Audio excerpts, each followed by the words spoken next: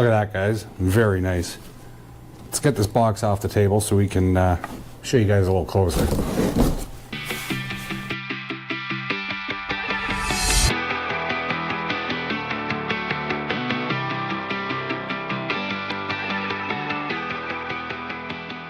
Okay guys, so take a look at this grill. Now this is going to be their Vader grill. I opted for the gloss black just because the Jeep is gloss black, but you don't have to go that way. They also make like a matte black finish, and that's going to probably go with a lot of your other colors. But of course, you always have the option to paint match this as well to your Jeep if that's what you'd like to do.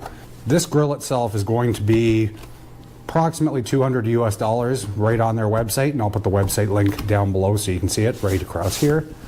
And if you want to go to their website and pick up any type of grill for your application or any other type of product that they carry, you can go to their website, and down below I will put the link for my 12% off discount for you. It is going to be JL Overland.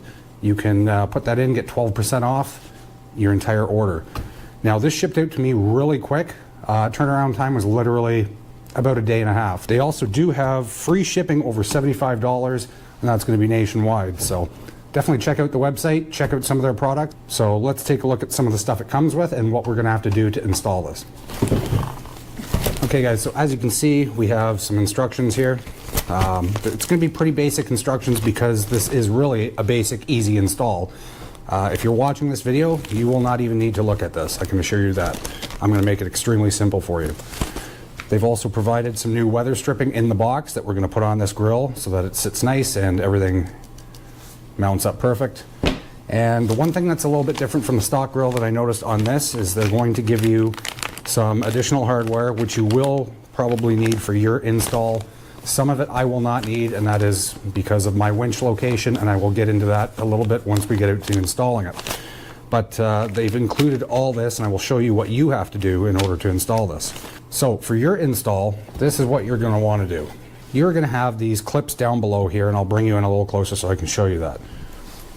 Okay guys, so to make this really simple, you have these tabs down below, right? And what you're going to have to do, and they provided them, they're these retaining clips. So what you have to do is you have to install these retaining clips on each one of these, and that way when you push these into the bottom of your front bumper, which you'll see outside, it's going to help retain that front grille.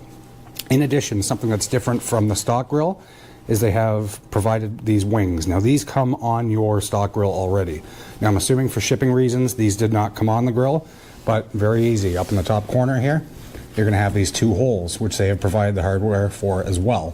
You are going to want to line up those holes, put the screws in, and you're going to be good to go. So I'm actually going to have to go ahead and trim off these tabs because my winch will not allow me to install these. So I'm going to go ahead and do that, and then I can head out to the Jeep and show you guys how easy this is to install. The only thing you're going to need is a flathead screwdriver. Okay guys, so the easy way to install these little wings at the side here, you're just going to come underneath and you're going to line these holes up. And you're just going to put it, they've provided two screws to put in these holes. You're just going to put those screws in on each side, and you're going to be done with that. So now that we have these two side brackets installed, it's going to just be the two screws. Now we can head out to the Jeep and get this installed. So like I said before guys, it's going to be really easy here. All we're going to do is we're going to get our screwdriver in these push pins, and there are 6 of them up top here. We're just going to kind of pry a little bit up on that, okay, just to release the top piece from the bottom piece, and then you can go ahead and put your screwdriver underneath both and gently pull up. So you're going to have to do that all across the top. There's 6 of them, and we're just going to do that, and then we get to the next step.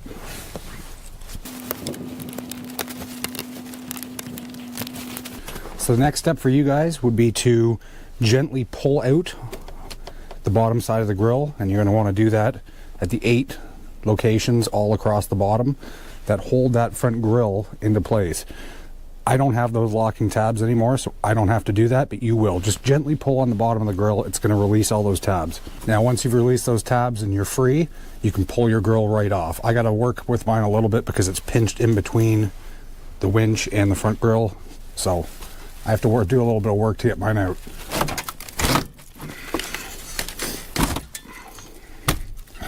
Just like that.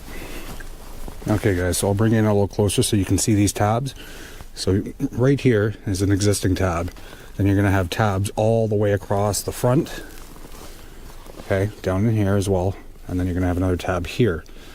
So what you're going to want to do with those new tabs is you're just going to take those tabs, push them in, insert them, and then that's going to help you align your grill with the tabs that are on the new front grill.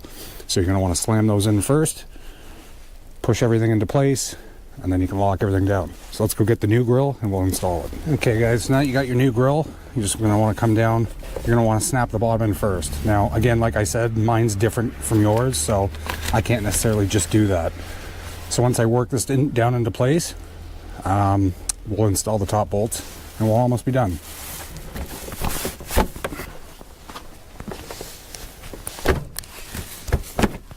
Okay guys, so now that we got that grill installed, I'm going to go ahead and replace the 6 clips that are up top here. They're the 2-piece ones that you receive in the bag that they provided you. If your old ones are still okay, go ahead and reuse those. Keep the new ones.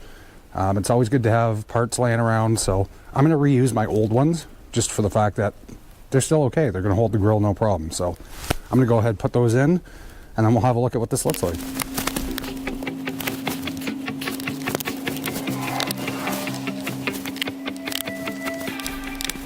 Well guys, there you have it. Look at that.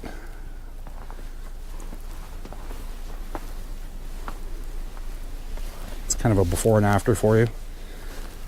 So one thing I really like about this grill is I like the angled, almost eyelids over the headlights, right?